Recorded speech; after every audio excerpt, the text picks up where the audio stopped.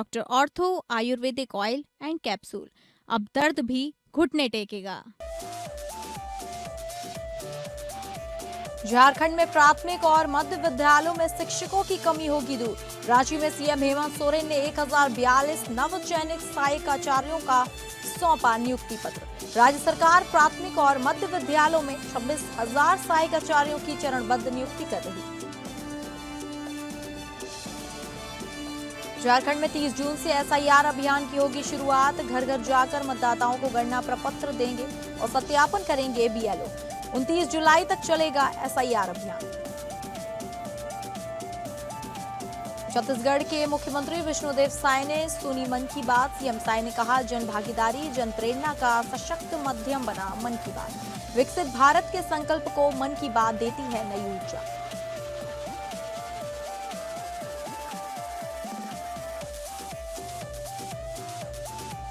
नमस्कार, आप सभी का बहुत स्वागत है स्टेट लाइव में। मैं हूं आपके साथ अंकिता सिंह। स्टेट लाइव की शुरुआत करेंगे झारखंड की खबरों का रुख करके। मुख्यमंत्री हेमंत सोरेन ने रांची के खेलगांव स्थित टाना भगत इंडोर स्टेडियम में 1042 नव चयनित महासहायक आचार्यों को नियुक्ति पत्र प्रदान किया, जिनमें पहले से 5वीं कक्षा के लिए 274 तथा 6वीं से 8वीं कक्षा के लिए 768 सहायक आचार्य शामिल हैं। तो वहीं राज्य सरकार प्राथमिक और मध्य विद्यालयों में 26,000 सहायक आचार्यों की चरणबद्ध नियुक्ति कर रही है। इसके तहत अब तक 12,500 से अधिक शिक्षकों की नियुक्ति हो चुकी है। आपको बता दें कि इस नियुक्ति पत्र वितरण समारोह में वित्त मंत्री राधाकृष्ण किशोर और श्रम उद्योग मंत्री संजय प्रसाद यादव के साथ साथ विभाग से संबंधित सभी अधिकारी उपस्थित थे।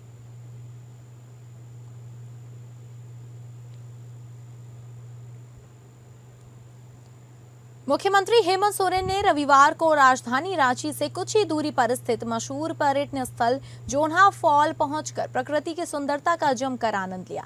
इस दौरान उनकी पत्नी एवं विधायक कल्पना सोरेन भी उनके साथ मौजूद नजर आई। मौके पर हरी भरी वादियों, घने जंगलों और कल बहती जलधारा को देख खुद मुख्यमंत्री इसकी प्रशंसा किए बिना नहीं रह सके। वहीं कुछ समय प्रकृति के बीच बिताने के बाद उन्होंने स्थानीय फलों का स्वाद भी लिया और आसपास के लोगों से बातचीत कर उनकी समस्याएं भी जानने की कोशिश की।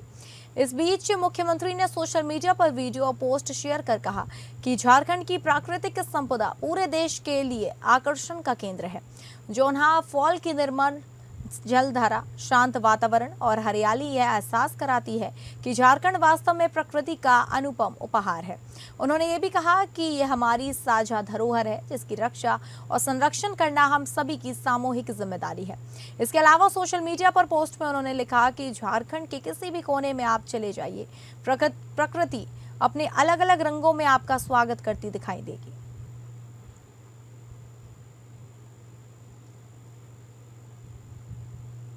झारखंड में 30 जून से मतदाता सूची के एसआईआर अभियान की शुरुआत की जाएगी, जिसे लेकर जिला निर्वाचन पदाधिकारी एवं प्रशासनिक अधिकारियों की ओर से लगभग तैयारियां पूरी कर ली गई हैं। तो वहीं इस अभियान के तहत राज्य भर में बूथ लेवल अधिकारी यानी कि बीएलओ कल से घर घर जाकर मतदाताओं को गणना प्रपत्र देंगे और उनका सत्यापन करेंगे। जानकारी के अनुसार ये अभियान आगामी 29 जुलाई 2026 की तारीख तक चलने वाला है। वहीं इस कड़ी में राज्य के मुख्य निर्वाचन पदाधिकारी के रवि कुमार ने बताया कि मतदाताओं को केवल गणना प्रपत्र सही ढंग से भरकर हस्ताक्षर सहित बीएलओ को लौटाना होगा। वहीं सीओ ने भी स्पष्ट किया कि राज्य में चल रही एसआईआर की प्रक्रिया केवल और केवल पात्र भारतीय नागरिकों के लिए ही है। इसी कड़ी में उन्होंने बीते दिन निर्वाचन सदन में वीडियो कॉन्फ्रेंसिंग के माध्यम से सभी प्रमंडलीय आयुक्तों को इसकी निगरानी करने का निर्देश दिया। इसके साथ ही उन्होंने गैर भारतीय लोगों से अपील करते हुए कहा कि जो लोग गैर भारतीय नागरिक हैं या भारत की नागरिकता त्याग चुके हैं, वे बिना फॉर्म भरे उसे तुरंत बीएलओ को लौटा दें। सीओ ने यह भी चेतावनी दी कि गलत जानकारी देकर वोटर लिस्ट में नाम जुड़वाने की कोशिश करना लोक प्रतिनिधित्व अधिनियम 1950 की धारा 31 के तहत एक गंभीर और दंडनीय अपराध है। डीओ के साथ में संदर्भ के कमीशन से भी बात हुई। अभी कितना तैयारी किया गया उसके बारे में समीक्षा किया गया। अभी उनका सब्जेक्ट में मतलब ऐसे आदमी कितना अंडरस्टैंडिंग है, उनका कोई डाउट होगा तो उसका भी क्लैरिफाई किया गया। अब ये मीटिंग के बाद मेरे आश्वस्त है तो इन लोगों को बहुत बढ़िया से नियमानुसार अपने काम का पूरा करेंगे। ताकि एक पात्र भारत नागरिक भी इस सूची से वंचित नहीं रहेंगे। एक पात्र भारतीय नागरिक का आइडेंटिफाई करते हुए उनका सबको सूची में। झारखंड के सबसे बड़े अस्पताल रिम्स के निदेशक पद से डॉक्टर राजकुमार के समय से पहले ही इस्तीफे पर रांची समेत राज्य भर में सियासत गर्मा गई है। दरअसल पिछले दिनों सीआईडी की 2 टीमों द्वारा रिम्स प्रबंधन विभाग में छापेमारी और जांच किए जाने के बाद ही डॉक्टर राजकुमार ने अपना पद त्याग दिया, जिसे लेकर अब भारतीय जनता पार्टी के वरिष्ठ नेता एवं पूर्व मुख्यमंत्री सह नेता प्रतिपक्ष बाबूलाल मरांडी ने बड़ा बयान देते हुए संस्थान के अंदर विधि व्यवस्था पर सवाल उठाते हुए सीआईडी जांच के आदेश पर तर्क दिया। तो वहीं उन्होंने मेडिकल छात्रों के एडमिशन प्रक्रिया में गड़बड़ी को लेकर भी उदाहरण देते हुए बड़ा दावा किया। ये है कि प्रत्येक महीना अगर प्रदेश के हमारे पदाधिकारी जाते हैं किसी जिला में और न्यूनतम कम से कम 24 घंटा रहते हैं, यानी एक रात वहाँ बिताते हैं, तो कई प्रकार के कार्यक्रमों में शामिल होंगे। नए संगठन में जो पदाधिकारी लोग हैं उन लोगों से मिलेंगे, पूर्व के भी जो हमारे पदाधिकारी हैं, कार्यकर्ता रहे, उन लोगों से भी मिलेंगे, बैठक करेंगे, तो स्वाभाविक रूप से संगठन में एक्टिविटी बढ़ेगी, गतिविधियां बढ़ेगी, तो ये अच्छी प्रयास है। अब बात करेंगे बिहार की खबरों का रुख करके, जहां किशनगंज पुलिस ने मादक पदार्थ तस्करी के खिलाफ बड़ी कार्रवाई करते हुए 1.5 किलोग्राम हेरोइन जैसी प्रतिबंधित सामग्री के साथ 3 अंतर्राज्यीय तस्करों को गिरफ्तार किया है। बरामद मादक पदार्थ की अंतर्राष्ट्रीय बाजार में कीमत करीब 3 करोड़ रुपए आंकी गई है। पुलिस ने आरोपियों के पास से 4 मोबाइल फोन और 9,950 रुपए नकद भी बरामद किए हैं। पुलिस अधीक्षक संतोष कुमार को गुप्त एवं तकनीकी सूचना मिली थी कि एक तस्कर गिरोह बड़ी मात्रा में मादक पदार्थ की खेप लेकर किशनगंज पहुंचने वाला है। सूचना के सत्यापन और कार्रवाई के लिए अनुमंडल पुलिस पदाधिकारी एक खुसरू सिराज के नेतृत्व में विशेष टीम का गठन किया गया। टीम में जिला असूचना इकाई, एएनटीएफ, किशनगंज थाना पुलिस तथा अन्य पुलिसकर्मियों को शामिल किया गया। एएनटीएफ के पुलिस पदाधिकारी कर्मी थे और थाना किशनगंज से अन्य पुलिस पदाधिकारी और कर्मी भी शामिल थे। ये विशेष टीम को जानकारी मिली थी कि रामपुर चौक पे लोगों ने एक विशेष वाहन जांच रखा। उस वाहन जांच में ही उन लोगों ने एक बस को चिन्हित किया, जिसमें से 2 संदिग्ध व्यक्ति उतरे और ये 2 संदिग्ध व्यक्ति वहाँ बस स्टैंड के पास ही किसी एक तीसरे बंदे से मिलने गए। पुलिस की आवाजाही को देखते हुए ये तीनों भागे, जिसको पुलिस बल द्वारा वहाँ जो उपस्थित थे उनके द्वारा इन तीनों को रोका गया और इनकी जमा तलाशी मजिस्ट्रेट के समक्ष की गई। अब बात करेंगे छत्तीसगढ़ की, जहां छत्तीसगढ़ के मुख्यमंत्री विष्णुदेव साय ने रविवार को मुख्यमंत्री निवास में प्रधानमंत्री मोदी के लोकप्रिय मासिक रेडियो कार्यक्रम मन की बात की 135वीं कड़ी जनप्रतिनिधियों एवं नागरिकों के साथ सुनी। इस अवसर पर मुख्यमंत्री साय ने कहा कि मन की बात आज जनता और नेतृत्व के बीच संवाद का सशक्त माध्यम बन चुका है। प्रधानमंत्री मोदी के विचार देशवासियों को प्रेरित करने के साथ साथ समाज में सकारात्मक परिवर्तन का मार्ग भी प्रशस्त करते हैं। मुख्यमंत्री साय ने कहा कि प्रधानमंत्री मोदी प्रत्येक कड़ी में देश भर से नवाचार, जन भागीदारी और प्रेरणादायी प्रयासों को सामने लाते हैं, जिससे समाज में सकारात्मक कार्यों को नई ऊर्जा मिलती है। उन्होंने कहा कि मन की बात के अनेक कड़ियों में छत्तीसगढ़ के नवाचारों और उपलब्धियों का उल्लेख होना पूरे प्रदेश के लिए गर्व का विषय है।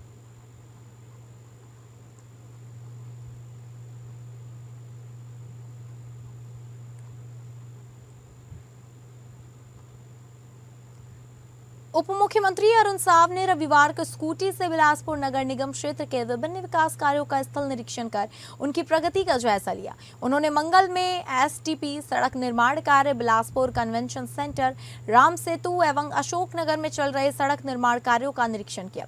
इस दौरान अधिकारियों से कार्यों की प्रगति की विस्तृत जानकारी ली। उप मुख्यमंत्री साव ने कहा कि सभी विकास कार्य निर्धारित समय सीमा के भीतर और उच्च गुणवत्ता के साथ पूरे होने चाहिए।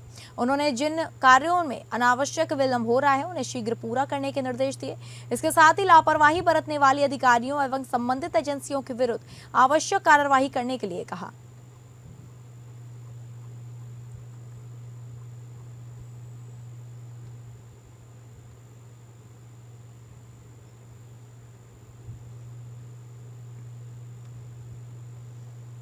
छत्तीसगढ़ के नारायणपुर में उप मुख्यमंत्री विजय शर्मा और वन एवं जलवायु परिवर्तन मंत्री केदार कश्यप ने शहीद एवं नक्सल पीड़ित परिवारों से आत्मीय मुलाकात कर उनकी समस्याएं सुनी। जिला पंचायत सभा कक्ष में आयोजित बैठक के दौरान दोनों मंत्रियों ने परिवारों को हर संभव सहयोग का भरोसा देते हुए कहा कि शहीदों का बलिदान देश के लिए प्रेरणा स्रोत है और नक्सल हिंसा से प्रभावित परिवारों का सम्मानजनक पुनर्वास सरकार की सर्वोच्च प्राथमिकताओं में शामिल है। बैठक में अनुकंपा नियुक्ति, बच्चों की शिक्षा, सहायता राशि, पुनर्वास और अन्य सुविधाओं पर विस्तार से चर्चा हुई। उप मुख्यमंत्री विजय शर्मा ने अधिकारियों को निर्देश दिए कि शहीद और नक्सल पीड़ित परिवारों से जुड़े सभी लंबित मामलों का प्राथमिकता के आधार पर शीघ्र निराकरण किया जाए। वहीं मंत्री केदार कश्यप ने कहा कि बस्तर अब शांति, विकास और विश्वास के नए दौर की ओर बढ़ चुका है और सरकार हर पात्र परिवार तक योजनाओं का लाभ पहुंचाने के लिए प्रतिबद्ध है। बैठक के दौरान कई पीड़ित परिवारों ने अपने दर्दनाक अनुभव साझा किए, जिसे सुनकर माहौल भावुक हो गया। इसी अवसर पर नक्सल हिंसा से प्रभावित सोनाए बाई नेताम को प्राथमिक स्वास्थ्य केंद्र हांदाबाड़ा में नियुक्ति पत्र सौंपा गया। दोनों मंत्रियों ने शुभकामनाएं देते हुए भरोसा दिलाया कि राज्य सरकार शहीद और नक्सल प्रभावित परिवारों के साथ हर कदम पर खड़ी रहेगी।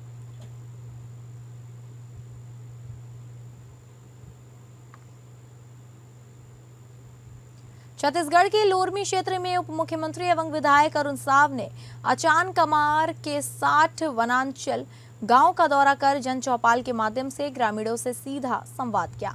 उन्होंने लोगों की समस्याएं सुनी और मौके पर मौजूद अधिकारियों को त्वरित समाधान सुनिश्चित करने के निर्देश दिए।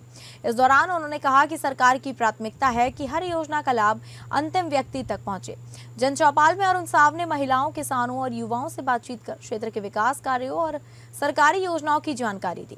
उन्होंने ग्रामीणों से मिले सुझाव पर अमल करने के निर्देश भी अधिकारियों को दिए। कार्यक्रम में कलेक्टर, डीएफओ और विभिन्न विभागों के अधिकारी भी मौजूद रहे।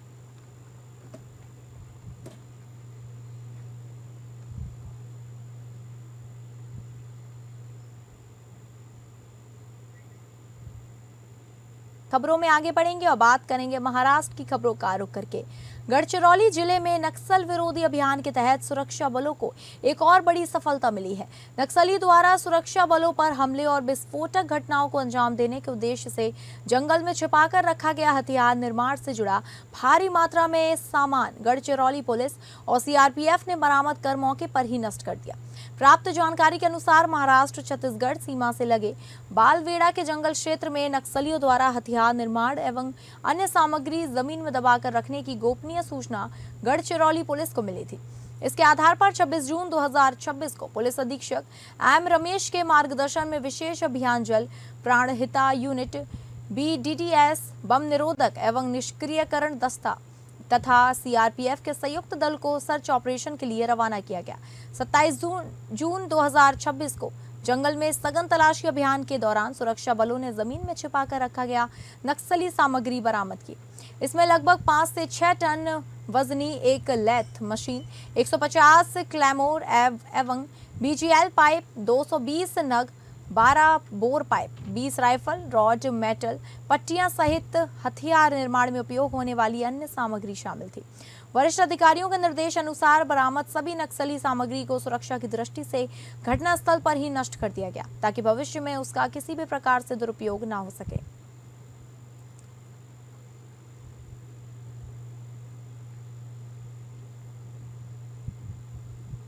महाराष्ट्र के अमरावती जिले में 28 जून को समृद्धि महामार्ग पर हुए भीषण सड़क हादसे में चंद्रपुर जिले के एक ही परिवार के 5 लोगों की दर्दनाक मौत हो गई। बताया जा रहा है कि परिवार की कार सड़क किनारे खड़े एक ट्रक से जा टकराई। टक्कर इतनी भीषण थी कि कार के परखच्चे उड़ गए और सभी 5 लोगों की मौके पर ही मौत हो गई। पुलिस ने मामला दर्ज कर दुर्घटना के कारणों का जांच शुरू कर दिया है।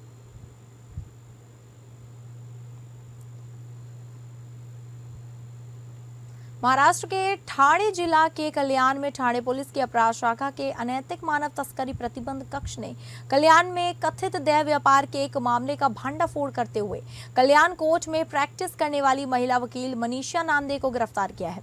कार्रवाई के दौरान 2 युवतियों को मुक्त कर सुरक्षित स्थान पर भेजा गया।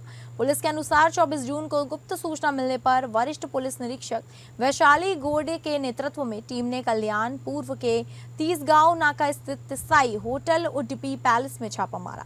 जांच में महिला वकील को हिरासत में लिया गया। पुलिस का आरोप है कि वह 2 युवतियों को एक ग्राहक तक पहुंचाने की तैयारी में थी। मुक्त कराई गई दोनों युवतियों को उल्लासनगर 5 स्थित महिला सुधार गृह शांति सदन भेजा गया। कौल सेवाड़ी पुलिस निरीक्षक प्रशासन साबाजी नाइक ने बताया कि आरोपी महिला के पिछले कुछ महीनों से इस अवैध गतिविधि में शामिल होने की आशंका है। 27 जून को उसे कल्याण कोर्ट में पेश किया गया, जहां अदालत ने मजिस्ट्रेट कस्टडी में भेज दिया। पुलिस अब इस रैकेट से जुड़े अन्य लोगों की भूमिका की भी जांच कर रही है। जो उड़पी पैलेस होटल है, वहाँ एक महिला जो पेशे से एडवोकेट है, वो 2 पीड़ित महिलाओं को लेके आई थी और वहाँ AHPU हमारी जो एंटी ह्यूमन ट्रैफिकिंग की थाने की यूनिट है, उन्होंने वहाँ रेड किया था और वो रेड हैंड मिलने 2 महिलाओं के साथ मिल गई थी। तो उसके ऊपर कोचोड़ी पुलिस स्टेशन में गुना दाखिल है और 25 तारीख को उसको कोर्ट में पेश किया था। आज 2 दिन का PC मिला था 27 तारीख तक। आज उसका कोर्ट में पेश होने के बाद MCR हुआ। अब बात करते हैं पंजाब की, जहां कपूरथला के लाहौरी गेट क्षेत्र में रविवार दोपहर बाद एक व्यक्ति की तेजधार हथियार से हमला कर हत्या किए जाने का सनसनीखेज मामला सामने आया है। हमले में गंभीर रूप से घायल व्यक्ति को स्थानीय लोगों की मदद से सिविल अस्पताल कपूरथला पहुंचाया गया, जहां ड्यूटी के डॉक्टर ने उसे मृत घोषित कर दिया। घटना के बाद पूरे इलाके में दहशत का माहौल है। घटना की सूचना मिलते ही सिटी थाना पुलिस मौके पर पहुंची और मृतक के शव को कब्जे में लेकर जांच शुरू कर दी। घटना की पुष्टि करते हुए DSP सब डिवीजन कपूरथला शीतल सिंह ने बताया कि मृतक की पहचान जतेंद्र सहगल उर्फ जिंदर निवासी लाहौरी गेट के रूप में हुई है। प्राप्त जानकारी के अनुसार दोपहर बाद लगभग 4 बजे मोहल्ला लाहौरी गेट में कुछ अज्ञात हमलावरों ने जतेंद्र सहगल को घेर लिया और उस पर तेजधार हथियारों से ताबड़तोड़ हमला कर दिया। वारदात को अंजाम देने के बाद आरोपी मौके से फरार हो गया। आसपास के लोगों ने घायल जतेंद्र को तुरंत सिविल अस्पताल पहुंचाया, लेकिन चिकित्सकों ने उसे मृत घोषित कर दिया। पारिवारिक सदस्यों ने आरोप लगाया कि चुनावी रंजिश के कारण पूर्व कांग्रेस पार्षद ने रंजिश निकाली, साथ में वह अन्य लोगों का भी नाम ले रहे थे। उन्होंने बताया कि 6 बहनों का एक भाई था। DSP शीतल सिंह ने बताया कि पुलिस ने शव को पोस्टमार्टम के लिए भेज दिया है। मामले की गहन जांच की जा रही है। प्रारंभिक जांच में मामला आपसी रंजिश का प्रतीत था। उन्होंने ये भी बताया कि पुलिस ने 3 हमलावरों की पहचान कर ली है और उनकी गिरफ्तारी के लिए छापेमारी जारी है। वहीं 3 लोगों की पहचान हो गई है, बाकियों की भी पहचान जारी है।